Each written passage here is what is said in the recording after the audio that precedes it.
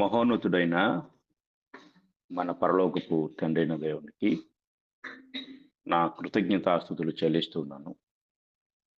అలాగుననే మరొక శ్రేష్టమైన దినంలో మనం అందరం కలుసుకొని ఈ విధంగా దేవుని వాక్యమును ధ్యానించే అవకాశమును సద్వినియోగం చేసుకుంటూ ఈ గ్రూప్లో చేరి వాక్యం వింటున్న ప్రతి ఒక్కరికి కూడా నా హృదయపూర్వక వందనములు తెలియజేస్తున్నాను. ప్రియులరా, గడచిన దినము మనము తండ్రి అయిన దేవుడు అనే పాఠమును కొద్దిసేపు ధ్యానించాము. మరొకసారి ఆ పాఠమును జ్ఞాపకం చేసుకొని తదుపరి పాఠంలోనికి మనం వెళ్దాం. దేవుడు తండ్రిగా పిలువబడ్డ అనేది ఆయనతో ఉన్న ఒక గొప్ప సంబంధాన్ని తెలియజేస్తుంది. దైవత్వపు స్వభావంలో దేవుడు ఆయన యొక్క గుణలక్షణాలలో తండ్రి అనే ఒక క్యారెక్టర్ని కలిగి ఉన్నాడు అనే విషయాన్ని తెలియజేస్తూ, పాత నిబంధనలో ఆయన తండ్రిగా ఎలా పిలువబడ్డాడో, అలాగే క్రొత్త నిబంధనలో తండ్రిగా ఎలా పిలువబడ్డాడో అనే సంగతులు మనము ధ్యానించాం. అలాగే దేవుడు మన ప్రభు అయిన యేసుక్రీస్తుకు తండ్రిగా, ఈయన కుమారుడిగా ఎలా పిలువబడ్డారు అనే సంగతులు కూడా మనం ధ్యానించాం. అలాగే తండ్రి అయిన దేవుడు యేసుక్రీస్తు వారిని తన సొంత కుమారునిగా ఒప్పుకున్న సందర్భం, అలాగే కుమారుడు దేవుణ్ణి తన సొంత తండ్రిగా చెప్పుకున్న సందర్భాలు, అలాగే మనుషులు కూడా యేసు దేవుని కుమారుని ఒప్పుకున్న సందర్భాలు, ఆఖరికి దయ్యాలు కూడా యేసు దేవుని కుమారుని ఒప్పుకున్న సందర్భాలు మనం చెప్పుకున్నాం. అయితే ఈరోజు మనము చివరిగా ఈ యొక్క పాఠం అంతటికి చివరి సందేశాన్ని మనము చెప్పుకోబోతున్నాం.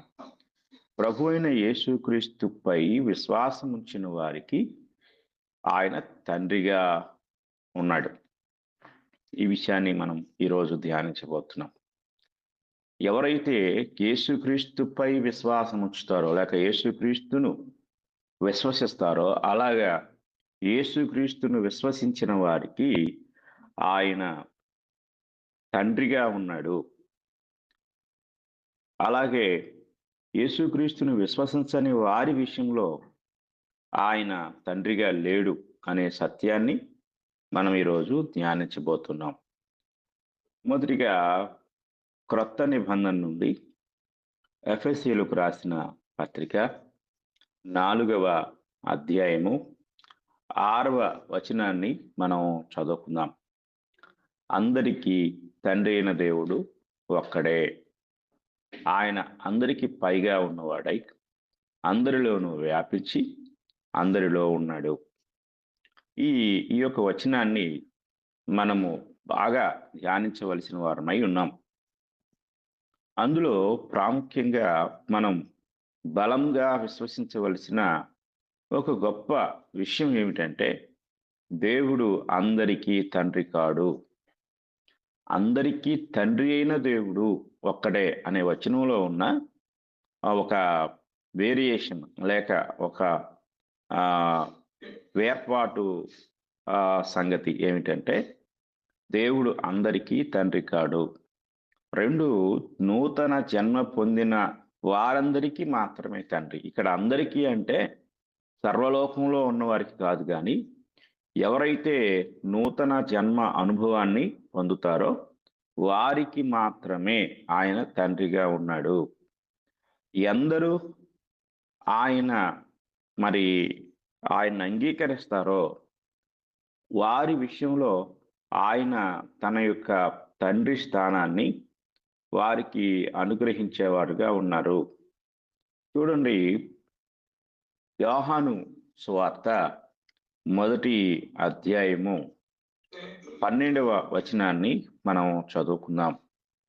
యోహాను సువార్త 1వ అధ్యాయము 12వ వచనం మనం చూసినట్లయితే, తన్ను ఎందరు అంగీకరించిరో వారికందరికీ అనగా తన నామమునందు విశ్వాసముంచిన వారికి దేవుని పిల్లలగుటకు ఆయన అధికారము అనుగ్రహించెను.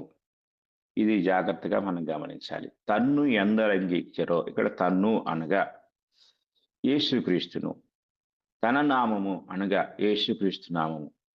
యేసుక్రీస్తు నామమునందు విశ్వాసముంచిన వారికి దేవుని పిల్లలగుటకు ఆయన అధికారము అనుగ్రహించి ఉన్నారు అనే సత్యాన్ని మనం గ్రహించాలి. అంటే క్రీస్తును అంగీకరించని వారు దేవుని పిల్లలు కాలేరు. క్రీస్తును అంగీకరించిన వారు మాత్రమే దేవుని పిల్లలు అవుతారు. వారికి మాత్రమే ఆయన తండ్రిగా ఉంటాడు అనే సత్యాన్ని మనము జాగ్రత్తగా గ్రహించవలసిన వారమై ఉన్నాం. మనుష్యుడు సృజింపబడుట ద్వారా జన్మించిన వాడై ఉన్నాడు. అంటే ఆదామును దేవుడు ఎలా సృజించాడో అలాగా జన్మించిన వాడుగా ఉన్నాడు. అలాగే ఇంకొక జన్మ ఉంది, తిరిగి జన్మించుట అనేది. తిరిగి జన్మించుట ద్వారా దేవుని కుమారుడు అవుతాడు. మనుష్యుడు జన్మించుట ద్వారా మానవ కుమారుడు ఎలా అవుతాడో, క్రీస్తునందు తిరిగి జన్మించుట ద్వారా దేవుని కుమారుడు అవుతాడు. దేవ స్వభావములో పాలువాడు అవుతాడు. మనుష్యుడు మనిషికి జన్మించడం ద్వారా మానవ స్వభావంలో పాలువాడై మానవ అనగా హ్యూమన్ నేచర్ అనగా మానవ గుణలక్షణాలు, మానవ తత్వం ఇదంతా ఎలాగ పొందుకుంటాడో అలాగే తిరిగి జన్మించుట ద్వారా దేవ తత్వంలోనికి లేక దేవ స్వభావంలోనికి అతడు పాలువాడు అవుతాడు. పేతురు రాసిన 2వ పత్రిక ఈ విషయాన్ని మనకు తెలియజేస్తుంది. పేతురు రాసిన 2వ పత్రిక మొదటి అధ్యాయము 2 నుండి 4 వచనాలు మనం చదువుకుందాం. తన మహిమను బట్టియు గుణాతిశయమును బట్టియు మనలను పిలిచిన వాని గూర్చిన అనుభవ జ్ఞాన మూలముగా ఆయన దైవభక్తి జీవమునకును భక్తికిని కావలసిన వాటినన్నిటినీ మనకు దయచేయుచున్నందున దేవుని గూర్చినట్టియు మన ప్రభు అయిన యేసును గూర్చినట్టియునైనా అనుభవ జ్ఞానము వలన మీకు కృపయు సమాధానమును విస్తరించునుగాక. ఆ మహిమ గుణాతిశయములను బట్టి ఆయన మనకు అమూల్యములను అత్యధికములనైన వాగ్దానములను అనుగ్రహించి ఉన్నాడు. దురాశను అనుసరించుట వలన లోకమందున్న భ్రష్టత్వమును ఈ వాగ్దానముల మూలముగా మీరు తప్పించుకుని దేవ స్వభావమునందు పాలివారగునట్లు వాటిని అనుగ్రహించెను. అంటే దేవుడు మనకు కొన్ని లక్షణాలను అనుగ్రహించారు. ఆ మహిమ గుణాతిశయములను బట్టి, అంటే మహిమాన్వితమైన గుణాతిశయములను, గుణలక్షణాలు. అలాగే ఆయన మనకు అమూల్యములను అత్యధికములైన వాగ్దానములను అనుగ్రహించి ఉన్నాడు. అంటే దేవుడు తన గుణలక్షణాలను అలాగే ఆ గుణలక్షణములను కలిగునుట ద్వారా మనకు అనుగ్రహించిన వాగ్దానములు ఇవన్నీ కూడా దేవుడు మనకు అనుగ్రహించి ఉన్నారు. అవి ఎలా అనుగ్రహించబడ్డాయి అంటే మనము దేవ స్వభావమునందు పాలివారగునట్లు, అంటే దేవుని యొక్క స్వభావములో మనం పాలివారం అగుటకు ఆ గుణలక్షణాలు మనకు అవసరమై ఉన్నది. అయితే ఆ గుణలక్షణములను మనము ఎలా పొందుకుంటాము, ఆ దేవ స్వభావం అనేది మనకు ఎలా వస్తుంది అంటే క్రీస్తునందు మనం తిరిగి జన్మించుట ద్వారా. క్రీస్తునందు తిరిగి జన్మించని వాడు దేవుని కుమారుడు ఎన్నటికీ కాలేడు. అతడు కేవలము ఆదాము స్వభావము, మానవ స్వభావము, సర్వలోకంలో ఉన్న మనుషుల స్వభావాన్ని మాత్రమే కలిగి ఉంటాడు, కానీ ఎన్నటికీ కూడా దేవ స్వభావాన్ని పొందలేడు. కనుక దేవ స్వభావాన్ని పొందలేని వాడు దేవుని కుమారుడు కాలేడు. ఆత్మీయ పునర్జన్మ లేకుండా క్రొత్త నిబంధనలో మనం ఈ యొక్క తిరిగి జన్మించటను పునర్జన్మ అని తీతు పత్రికలో చదువుకున్నాం. ఆత్మీయ పునర్జన్మ లేకుండా ఎవడును తన తండ్రి స్వభావము నుండి వేరుపడలేడు. ఇక్కడ ఒక స్వభావం అంటే 2 స్వభావాలను గూర్చి, ఇద్దరు తండ్రులను గూర్చి మనము ధ్యానిస్తూ ఉన్నాం. ఎవడు కూడా తన తండ్రి స్వభావము నుండి వేరుపడలేడు. తన తండ్రి అంటే మానవ తండ్రి. మానవ తండ్రి ఒక బిడ్డ ఎల్లప్పుడూ తన తండ్రి స్వభావమును కలిగి ఉంటాడు. మనము కొందరు పిల్లలను చూస్తున్నప్పుడు వారు మాట్లాడుతూ ఉంటే, ఇతను అచ్చు వారి నాన్నగారిలాగే మాట్లాడుతున్నాడు అని అనుకుంటూ ఉంటాం. ఇతని ముఖ కవళికలన్నీయు వారి నాన్నగారిలాగా ఉన్నాయి, లేక వారి అమ్మగారిలాగా ఉన్నాయి అని చెప్పేసి పోలికలను గూర్చి మనం మాట్లాడుకుంటూ ఉంటాం. అయితే స్వభావ సిద్ధముగా అంటే న్యాచురల్‌గా తండ్రి శరీర సంబంధమైన తండ్రి పోలికలు, తండ్రి యొక్క స్వభావము, తండ్రి యొక్క గుణలక్షణాలు అవి మనలోనికి వస్తాయి. కొన్నిసార్లు మనకు ఏవైనా అనారోగ్యములు ఏర్పడినప్పుడు వైద్యుని దగ్గరకు మనం వెళ్ళగానే వైద్యులు చెప్తారు. ఇవి వారసత్వంగా అంటే మీ కుటుంబంలో ఎవరికైతే ఈ జబ్బులున్నాయో అవి మీకు కూడా వస్తున్నాయండి అని చెప్పేసి చెప్పడం జరుగుతుంది. లేదా మీ మీ కుటుంబంలో ఎవరికైనా ఈ జబ్బు ఉందా అని ముందుగానే ప్రశ్నించటం కూడా జరుగుతూ ఉంది. కాబట్టి ఈరోజు కొన్ని రోగాలు వారసత్వంగా వస్తున్నాయి. కొన్ని అలవాట్లు, కొన్ని లక్షణాలు ఇవన్నీ కూడా వారసత్వంగా మనలో మనం చూస్తూ ఉంటాం. అయితే ఆ స్వభావము నుండి మనము వేరుపరచబడవలసిన వారమై ఉన్నాం. ఆదాము సంతతిలో పుట్టిన మనిషి ఆదాము స్వభావమును అనగా పాపపు స్వభావమును కలిగి ఉంటాడు. ఇది జాగ్రత్తగా గ్రహించాలి. మనందరికీ ఒక తండ్రి ఉన్నాడు, ఒక పితరుడు ఉన్నాడు, మూల పురుషుడు ఉన్నాడు, మూల తండ్రి ఉన్నాడు. ఆయనే ఆదాము. ఆదాము యొక్క స్వభావము అంటే ఆదాము సంతతిలో పుట్టిన మనం అందరము కూడా ఆదాము యొక్క స్వభావాన్ని పొందుకున్నాం. అనగా పాపపు స్వభావమును కలిగి ఉంటాము మనమందరం కూడా. ఆదాము తండ్రి ఎవరు? అసలు ఆదాముకి ఆ స్వభావం ఎక్కడి నుండి వచ్చింది? అంటే ఆదాము స్వభావము పాపపు స్వభావం కాబట్టి ఆ స్వభావం అపవాది నుండి వచ్చింది. కనుక ఆదాము తన స్వభావమును బట్టి అపవాదిని తండ్రిగా కలిగి ఉన్నాడు. జాగ్రత్తగా గ్రహించాలి.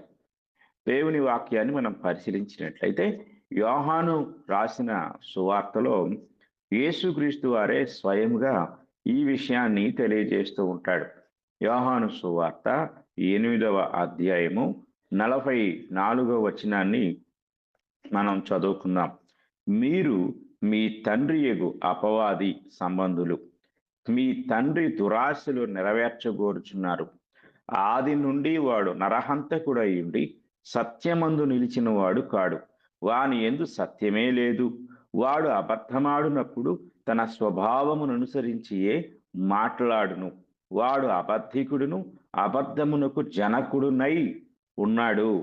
కనుక ఈ విషయాలు మనం జాగ్రత్తగా పరిశీలించితే తనతో మాట్లాడుతున్న యూదా సమాజంతో ప్రభువైన యేసుక్రీస్తు వారు మాట్లాడుతున్న మాటలు, మీరు మీ తండ్రి యగు అపవాది సంబంధులు అని చెప్తూ ఉన్నారు.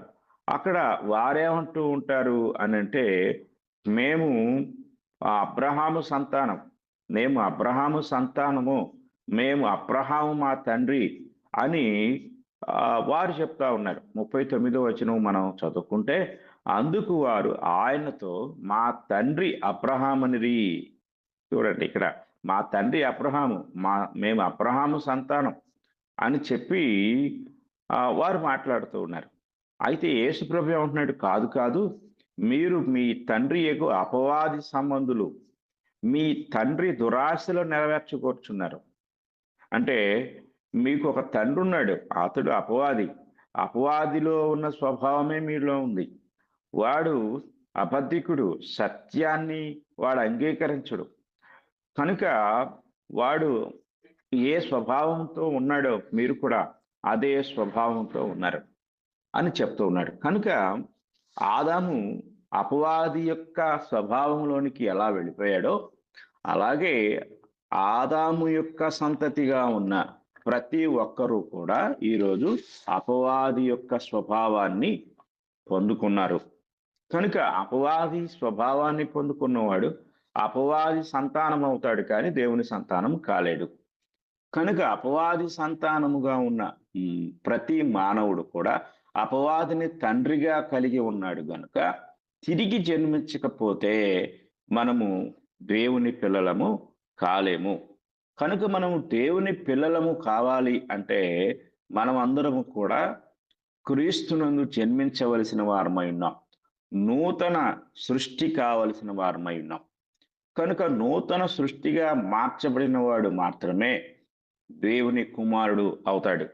నాయనా, తండ్రి అనే ఒక గొప్ప హక్కును అతడు సంపాదించుకుంటాడు. ఈ సత్యాన్ని మనం చాలా జాగ్రత్తగా గ్రహించవలసిన వారమై ఉన్నాము.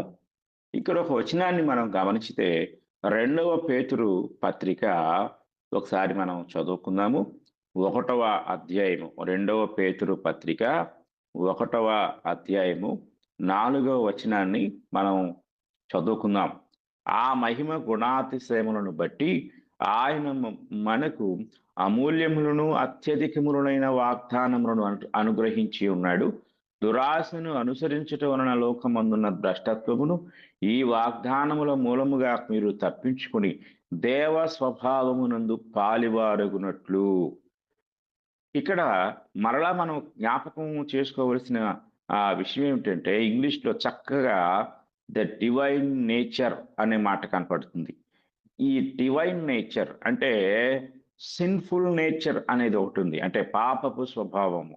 ఆ సిన్ఫుల్ నేచర్ నుండి మనం డివైన్ నేచర్లోని కనుక దైవ స్వభావంలోనికి ప్రవేశించాలి అంటే తప్పకుండా ఖచ్చితంగా ప్రతి ఒక్కరూ మారు మనసు పొంది క్రొత్త జన్మ అనుభవాన్ని పొందకపోతే ఎవరు కూడా దేవ స్వభావంలోనికి ప్రవేశించలేరు.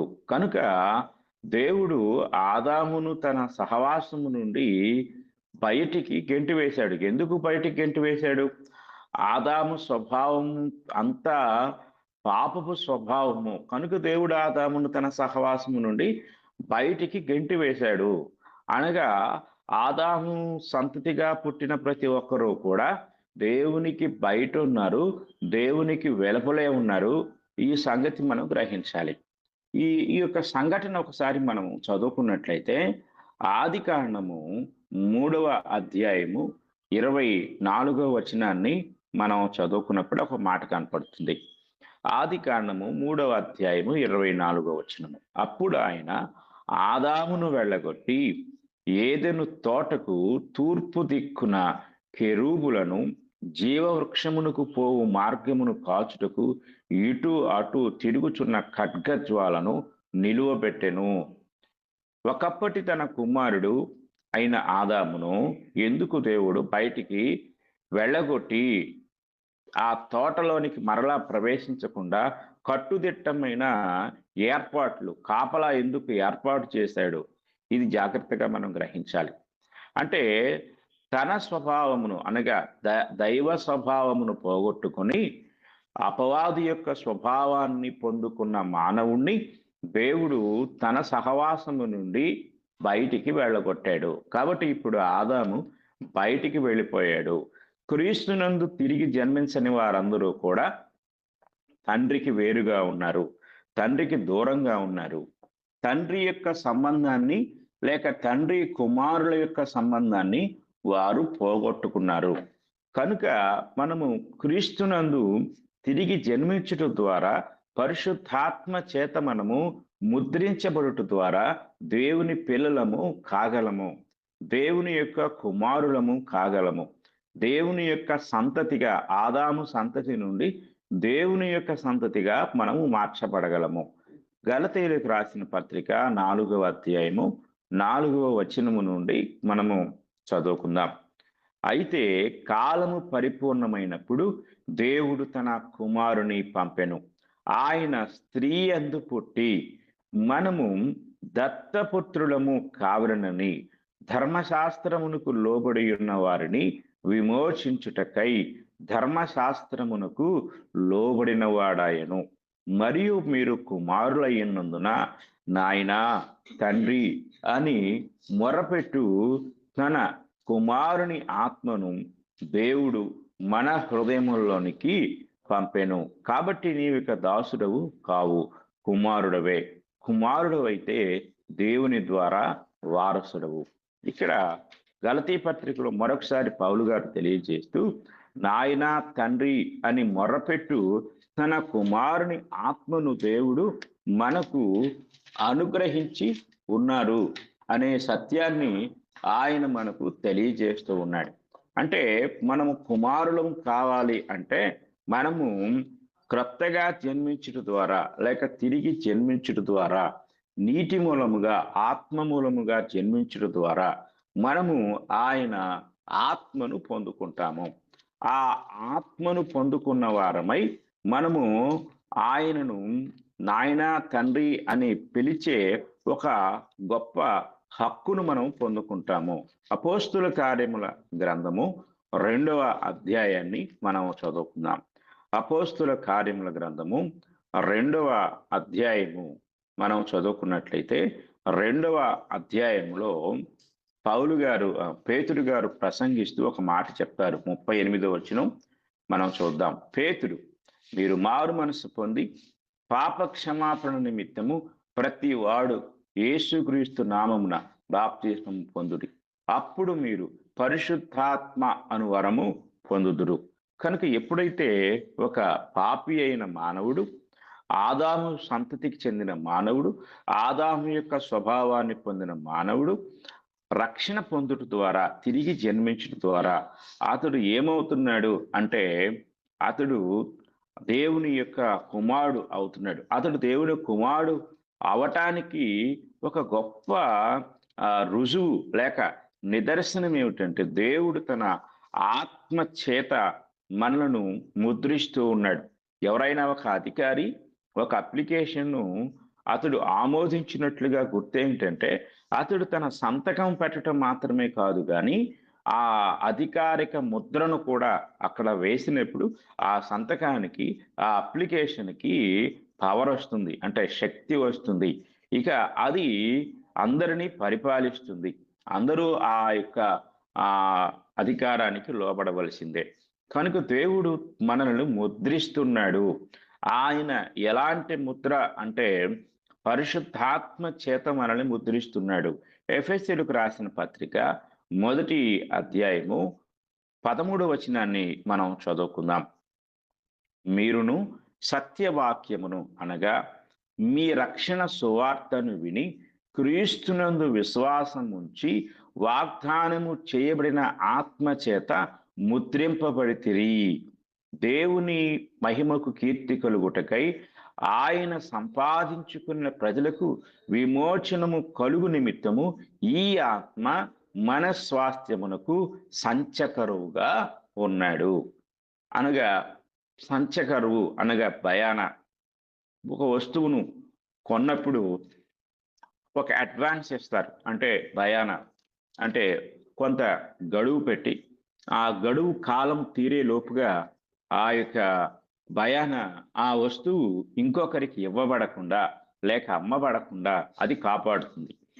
కనుకనే ఇక్కడ దేవుడు మరలా ఆయన తన సొత్తుగా అనగా మనము క్రీస్తు ప్రభు యొక్క రాకడలో ప్రభుతో పాటు పరలోకానికి వెళ్ళి దేవుడు మనకు ఏ ఆస్తినైతే, ఏ స్వాస్థ్యాన్నైతే అక్కడ వాగ్దాన రూపంలో ఉంచాడో దానిని మనం సొంతం చేసుకునేంత వరకు ఈ యొక్క పరిశుద్ధాత్మ మనకు భయానగా, మనకు వాగ్దానం చేసిన ఆస్తికి ఆయన భయానగా ఉంటాడు. కనుక మనము ఆత్మ ద్వారా, అంటే గలతీ పత్రిక 4వ అధ్యాయం 6వ వచనంలో చెప్పినట్లుగా వాగ్దానము చేయబడిన ఆత్మ చేత మనము ముద్రించబడి ఉన్నాము. ఆ ఆత్మ ద్వారానే మనము ఆయన్ను నాయనా తండ్రి అని మొరపెట్టే హక్కును మనము కలిగి ఉన్నాము. నాయనా తండ్రి అని మొరపెట్టే ఆ హక్కు పరిశుద్ధాత్మ ద్వారా మనము పొందుకుంటున్నాము.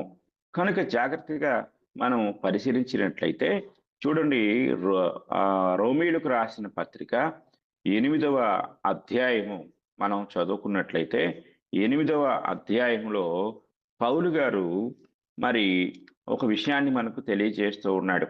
చూడండి, 14వ వచనం చదువుకుందాం. 14వ వచనం చదువుకున్నట్లయితే, దేవుని ఆత్మ చేత ఎందరు నడిపింపబడుదురో వారందరూ దేవుని కుమారులయ్యుందురు. ఏలయనగా మరలా భయపట్టుకు మీరు దాస్యపు ఆత్మను పొందలేదు గాని దత్తపుత్రాత్మను పొందితిరి. ఆ ఆత్మ కలిగిన వారమై మనము అబ్బా తండ్రి అని మొరపెట్టుచున్నాము. మనము దేవుని పిల్లలమని ఆత్మ తానే మన ఆత్మతో కూడా సాక్ష్యం ఇచ్చుచున్నాడు. మనము పిల్లలమైతే వారసులము, అనగా దేవుని వారసులము, క్రీస్తుతో కూడా మహిమ పొందుటకు ఆయనతో శ్రమ పడిన ఎడల క్రీస్తుతోడి వారసులము. ఇక్కడ ఎన్నిసార్లు ఈ మాట ఉపయోగించారో చూడండి. మనము అబ్బా తండ్రి, ఈ రెండు మాటలు కూడా ఇంచుమించు ఒకటే. మనం ఆయన్ని అబ్బా అని పిలవాలన్నా, తండ్రి అని పిలవాలన్నా మనకు ఆత్మ కావాలి. ఆత్మ చేత ముద్రించబడాలి. ఆ ఆత్మను మనం ఎలా పొందుకుంటామంటే బాప్తిస్మము పొందుట ద్వారా, క్రొత్త జన్మ అనుభవాన్ని పొందుట ద్వారా మాత్రమే మనము ఆత్మను పొందుకుంటాం. కనుక ఆత్మ చేత ముద్రించబడిన వారమై మనము దేవుని, తండ్రి అయిన దేవుని అబ్బా తండ్రి అని పిలిచే హక్కుని మనము సంపాదించుకుంటాము. ఈ సత్యాన్ని మనం చాలా జాగ్రత్తగా గ్రహించవలసిన వారమై ఉన్నాము. తరువాత మనము ఇంకొక విషయాన్ని మనం జాగ్రత్తగా గమనించినట్లయితే, దేవుడు తన పిల్లలతోనే సహవాసం కలిగి ఉంటాడు. ఈ లోకము 2 భాగాలుగా విభజించబడింది. ఈ 2 భాగములకు ఇద్దరు వ్యక్తులు మూల పురుషులుగా ఉంటారు. మనము వారిని ఇలాగా ఆలోచించినట్లయితే, ఒక వ్యక్తి ఆదాము, రెండవ వ్యక్తి యేసుక్రీస్తు వారు. పాప స్వభావం కలిగిన వారు ఆదాము సంతతిగా లేక ఆదాము పిల్లలుగా ఉంటారు. క్రీస్తు స్వభావం కలిగిన వారు, అనగా రక్షణ అనుభవాన్ని పొంది క్రొత్త జన్మ పొందుకున్న వారు క్రీస్తు స్వభావాన్ని కలిగి ఉంటారు. అలాగే క్రీస్తు సంబంధులు అయి తండ్రికి కుమారులు అవుతారు. అంటే ఎవరైతే క్రీస్తు స్వభావంలో పాలివారు అవుతారో వారు ఇక ఆటోమేటిక్గా క్రీస్తు ద్వారా తండ్రి అయిన దేవునికి కుమారులు అవుతారు. కాబట్టి రక్షణ పొందని వాడు దేవుని తండ్రి అని ఎన్నటికీ పిలువలేడు. ఒకవేళ పిలిచిన ఆ సంబంధంతో దేవుడు వారిని అంగీకరించడు. కొంతమంది ప్రార్థన చేసేటప్పుడు వారి యొక్క ప్రార్థనలో వేరియేషన్ ఉండాలి. ఏంటంటే, రక్షించబడిన వారు ఎక్కువగా మనము తండ్రి అని సంబోధించాలి. తండ్రి అనే సంబోధన ఆయనకి ఎంతో ఇష్టమైంది. ఇది జాగ్రత్తగా మనం గ్రహించాలి. అలాగే ఒకవేళ రక్షణ పొందని వాడు తండ్రి అని పిలిచే హక్కును ఎన్నటికీ కూడా పొందలేడు. ఈ సత్యాన్ని మనం జాగ్రత్తగా గ్రహించాలి. మీరు చూడండి, యేసుక్రీస్తు వారు చెప్పిన ఒక ఉపమానంలో ఇద్దరు వ్యక్తులు దేవాలయం దగ్గరికి వెళ్ళి ప్రార్థన చేస్తారు. పరిసయ్యుడు, సుంకరి. అందులో పరిసయ్యుడు దేవాలయం లోపలికి వెళ్తాడు, సుంకరి దేవాలయం బయటే ఉంటాడు. అయితే సుంకరి యొక్క ప్రార్థనలో దేవా అన్నాడు, తండ్రి అని పిలవలేదు. దేవా నేను పాపిని అన్నాడు. అంటే ఒక పాపి దేవునికి ప్రార్థించవచ్చా అంటే తప్పకుండా ప్రార్థించవచ్చు. కానీ ఏ రిలేషన్తో, ఏ సంబంధంతో అంటే దేవుడు మానవుడు అనే సంబంధంతో, తండ్రి కుమారుడు అనే సంబంధంతో పిలువలేడు, ప్రార్థన చేయలేడు. ఒకవేళ తండ్రి అని ప్రార్థించిన ఆయన ఆ సంబంధంతో అతనిని అంగీకరించలేడు. కనుక మనము ప్రార్థించేటప్పుడు కూడా మనము తండ్రి అని అంటే విమోచించబడిన వారు, క్రొత్తగా జన్మించిన వారు తండ్రి అని పిలిచే హక్కును దేవుని ద్వారా పొందుకున్నారు. కనుక మనము ఆ దేవునికి ప్రార్థించేటప్పుడు తండ్రి అని పిలిచే హక్కును మనము పొందుకున్నాం. కాబట్టి ఇక్కడ మనం జాగ్రత్తగా ఈ విషయాన్ని పరిశీలించవలసిన వారమై ఉన్నాము. కనుక ఇక్కడ ఈ ఇద్దరు వ్యక్తుల్ని మనం పరిశీలించినప్పుడు ఒక వ్యక్తి ఆదాము, ఇంకొక వ్యక్తి యేసుక్రీస్తు వారు. కాబట్టి రక్షణ పొందని వాడు దేవుని తండ్రి అని ఎన్నటికీ పిలువలేడు. దేవుని కుమారుడు మాత్రమే దేవుని తండ్రి అని పిలవగలడు. ఆఖరికి ప్రభు అయిన యేసుక్రీస్తు వారు కూడా ఒక సందర్భంలో తండ్రి అని పిలవలేకపోయాడు. అది ఆయన శిలువపై వ్రేలాడుతూ ఉన్నప్పుడు ఆయన నా దేవా, నా దేవా నన్నెందుకు చెయ్యి విడిచితివి అని చెప్పి ఆయన ప్రార్థన చేశాడు. యోహాను సువార్త ఆహ్, 20వ అధ్యాయము 17వ వచనానికొస్తే ఆయన తిరిగి లేచిన తరువాత తండ్రి అంటాడు. అంటే శిలువపై ఉన్నప్పుడు ఆయన ఎందుకు తండ్రి అని పిలవలేకపోయాడు. నా దేవా, నా దేవా అని మాత్రమే ఎందుకు పిలవగలిగాడు అంటే 2వ కొరింథీ పత్రిక 5వ అధ్యాయము 21వ వచనాన్ని మనం చదువుకున్నట్లయితే అక్కడ ఈ మాట మనకు కనపడుతుంది. ఎందుకనగా మనం ఆయన యందు దేవుని నీతి అగునట్లు పాపమెరుగని ఆయనను మన కోసము పాపముగా చేసెను. కనుక పరలోకమందున్న దేవుడు తన కుమారుని, పరిశుద్ధుడైన తన కుమారుని, నాలో పాపమున్నదని మీలో ఎవడైనను స్థాపించునా అని ధైర్యముగా మాట్లాడిన ఆ కుమారుని ఆయన పాపముగా చేశాడు. యేసుక్రీస్తు వారు న్ ఆయనలో పాపము లేదు. ఆయనలో కపటము లేదు. ఆయన పవిత్రుడు, నిర్దోషి, నిష్కల్మషుడు, పాపుల్లో చేరక ప్రత్యేకముగా ఉన్నవాడు అని హెబ్రీ గ్రంథకర్త ఆయన్ని గూర్చి కీర్తించటం జరిగింది. ఇంతటి గొప్ప దేవుడు నీ కోసం పాపి అయ్యాడు. నీ కోసము పాపముగా చేయబడ్డాడు. నీ పాప స్వభావం అంతా ఆయన మీద మోపబడింది. ఇది జాగ్రత్తగా మనం గ్రహించవలసిన వారమై ఉన్నాం. కనుక ఇట్టి సత్యాన్ని మనము గ్రహిస్తూ ఉండగా సాక్షాత్తు పరిశుద్ధుడైన దేవుడు మానవ దేహాన్ని ధరించి శిలువపైకి ఎక్కినప్పుడు శిలువ మీద సర్వలోక మానవాళి యొక్క పాపమంతా మోపబడినప్పుడు అక్కడ నుండి తండ్రి పక్కకు వెళ్ళిపోయాడు. ఎందుకంటే నేచురల్‌గా అంటే స్వభావ సిద్ధముగా పాపమున్న చోట దేవుడు ఉండడు. అందుకే వెలుగుకు చీకటికి ఏమి పొత్తు? నీతికి దుర్నీతితో ఏమి సాంగత్యం అని పౌలు గారు చెప్తూ ఉంటాడు. కనుక మనం గ్రహించినట్లయితే అప్పుడు యేసుక్రీస్తు వారు ఆయన శిలువ మీద ఉండి నన్నెందుకు చెయ్యి విడిచితివి అని ఎందుకు విడిచిపెట్టావు అని కేక వేస్తూ నా దేవా, నా దేవా అన్నాడు. అంటే ఆయన్ను తండ్రి అని పిలవలేకపోయాడు. ఎందుకంటే ఒక పాపికి తండ్రి అని పిలిచే హక్కు లేదు. కనుక పాపమంతటిని మోపుకున్న లేక మోపబడిన ప్రభు అయిన యేసుక్రీస్తు వారు ఆయన్ను తండ్రి అని పిలిచే హక్కు లేక దేవా, దేవా, దేవా అన్నాడు. కనుక ఆయన ఇప్పుడు పాపుల స్థానంలో ఉన్నాడు కనుక తండ్రి అని పిలువలేకపోయాడు. అయితే ఆయన తిరిగి లేచిన తరువాత తండ్రి అని సంబోధించినట్లుగా యోహాను సువార్త 20వ అధ్యాయం 17వ వచనంలో మనం చూడగలం.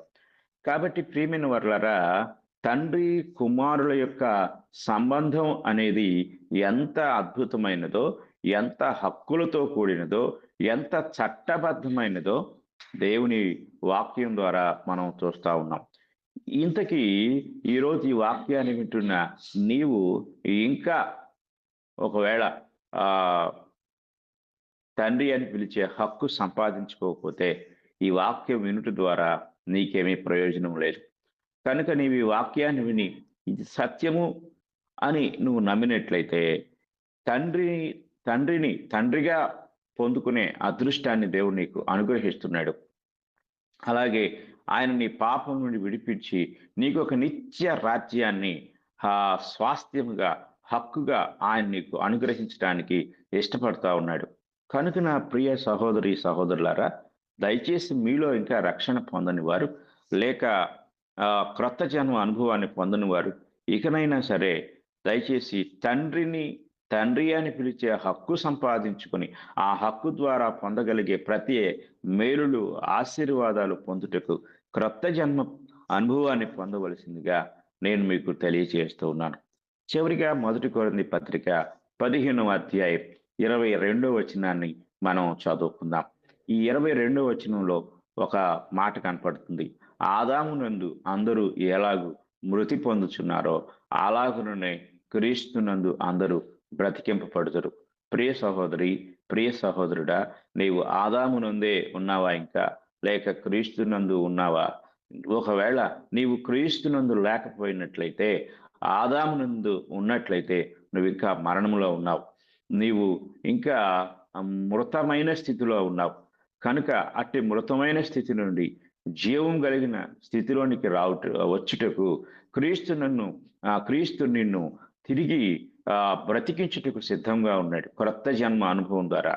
కనుక దయచేసి ఈ మాటలు వింటున్న ప్రతి ఒక్కరూ కూడా క్రొత్త జన్మ అనుభవాన్ని పొందుకొని తిరిగి క్రీస్తునందు దేవుని పిల్లలుగా ఆయన సమస్త స్వాస్థ్యమునకు వారసులై ఉండాలని నేను కోరుకుంటూ ఈ మాటలు ముగిస్తూ ఉన్నాను. ఇంతవరకు శ్రద్ధతో విన్న మీ అందరికీ కూడా నా హృదయపూర్వక వందనములు తెలియజేస్తూ ఉన్నాను.